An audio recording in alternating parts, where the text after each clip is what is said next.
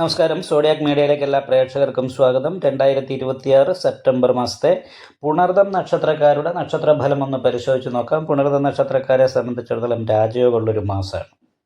ആഗ്രഹിക്കുന്ന കാര്യങ്ങളൊക്കെ പൂർത്തീകരിക്കാനും മാനസികമായിട്ട് വളരെ കാലമായി ആഗ്രഹിച്ചിരുന്ന കാര്യങ്ങൾ പൂർത്തീകരിക്കാനായിട്ടും മാനസിക ഉല്ലാസത്തോട് കൂടിയിട്ട് ജീവിക്കാനും യോഗമുള്ള സമയമാണ്. അതായത് പുണർദം നക്ഷത്രക്കാരെ സംബന്ധിച്ചിടത്തോളം മിഥുനക്കൂറാണ്. ഇപ്പം മിഥുനക്കൂറിലാണ് ആദ്യത്തെ 45 നാഴിക വരുന്നത്. ഈ 45 നാഴികയിൽ ജനിച്ചവരെ സംബന്ധിച്ചിടത്തോളം 2ാം ഭാവത്തിൽ കർമാധിപതി നിൽക്കുന്നത് കൊണ്ട് എന്ത് പ്രവൃത്തി എടുത്താലും ആ പ്രവൃത്തിയിൽ സാമ്പത്തികമായിട്ട് നല്ല വർധനവുണ്ടാവും.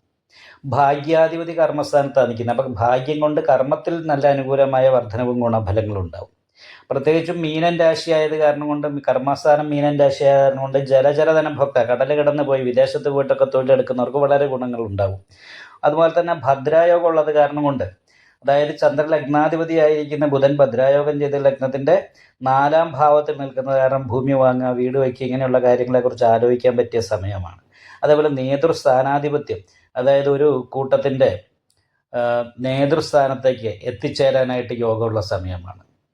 അപ്പോൾ തൊഴിലിൽ സ്ഥാനക്കയറ്റത്തിന് യോഗമുള്ള ഒരു മാസമാണ്. സാമ്പത്തികമായ നല്ല വർധനവിന് യോഗമുണ്ട്. 2ൽ വ്യാഴമാണ്. മറ്റുള്ളവർക്ക് കാര്യങ്ങൾ പറഞ്ഞു കൊടുക്കാനായിട്ട് ഉപദേശിക്കാനായിട്ടൊക്കെ പറ്റുന്ന ഒരു സമയമാണ്.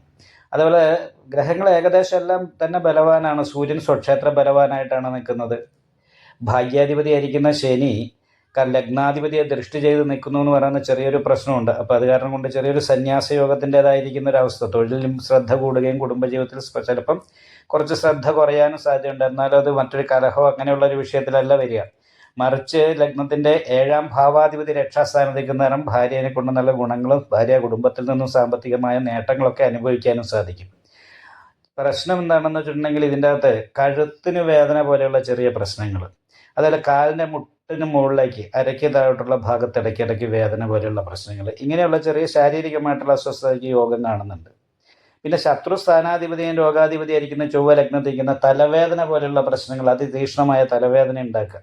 എടുത്തിയേട്ടം കുറച്ച് കൂടും, എടുത്തിയേട്ടം കുറയ്ക്കണം, പെട്ടെന്ന് ദേഷ്യം വരും. അപ്പോൾ ഈ എടുത്തിയേട്ടം കൊണ്ടൊക്കെ എന്തെങ്കിലും കേട്ടാൽ പെട്ടെന്ന് പ്രതികരിക്കുന്ന സ്വഭാവം കൊണ്ടുള്ള ദോഷം അനുഭവിക്കാനിട വരുന്ന കാരണം അത് ശ്രദ്ധിക്കണം. പിന്നെ കണ്ടകശനിയാണ്. അപ്പോൾ ശനിദോഷ പരിഹാരമായിട്ട് അയ്യപ്പ ക്ഷേത്രത്തിൽ നീരാഞ്ജനം വഴിപാട് ചെയ്യണം. കാരണം വളരെ നല്ല രീതിയിൽ പ്രവൃത്തിയെടുത്താലും വളരെ ആത്മവിശ്വാസത്തോടു കൂടിയും ഉത്സാഹത്തോടു കൂടിയും പ്രവൃത്തിയെടുത്താലും അതിന് ഫലം കിട്ടുമ്പോൾ നമ്മൾ പ്രതീക്ഷിക്കുന്ന രീതിയിലുള്ള നേട്ടം ഉണ്ടാകാതിരിക്കാനുള്ള സാധ്യത കണ്ടകശനി ഉള്ളത് കൊണ്ട് അവസാന സമയത്ത് നിരാശ ഉണ്ടാക്കുന്ന ഒരു സ്വഭാവം കാണിക്കും. അപ്പോൾ അത് കാരണം കൊണ്ട് പ്രത്യേകിച്ച് അയ്യപ്പ ക്ഷേത്രത്തിൽ എള്ളുതിരി കത്തിക്കുക, നീരാഞ്ജനം വഴിപാട് ചെയ്യുക, എള്ള് പായസം കഴിപ്പിക്കുക, നിങ്ങളുടെ പേരിൽ പുഷ്പാഞ്ജലി കഴിപ്പിക്കുക, ഇങ്ങനെയുള്ള വഴിപാടുകൾ എന്തെങ്കിലുമൊക്കെ ചെയ്യാം. അങ്ങനെ വഴിപാടൊക്കെ ചെയ്തിട്ട് മേൽപ്പറയപ്പെട്ട ദോഷത്തിന് പരിഹാരം വന്നാൽ വളരെ നല്ല അനുകൂലമായിരിക്കുന്ന ഗുണഫലങ്ങൾ അനുഭവിക്കാനായിട്ട് ഈ മാസത്തിൽ സാധിക്കും. ദൈവാധീനം നല്ല രീതിയിലുണ്ട്. അതേപോലെ തന്നെ ലഗ്നത്തിൻ്റെ 4ൽ നിൽക്കുന്ന ബുധൻ, ആ ബുധൻ ഭവന സംബന്ധമായിട്ടുള്ള എല്ലാ സുഖങ്ങളും അനുഭവിക്കാനുള്ളൊരു ഗുണവും കൂടി ഈ മാസത്തിൽ നിങ്ങൾക്ക് കിട്ടുന്നതാണ്.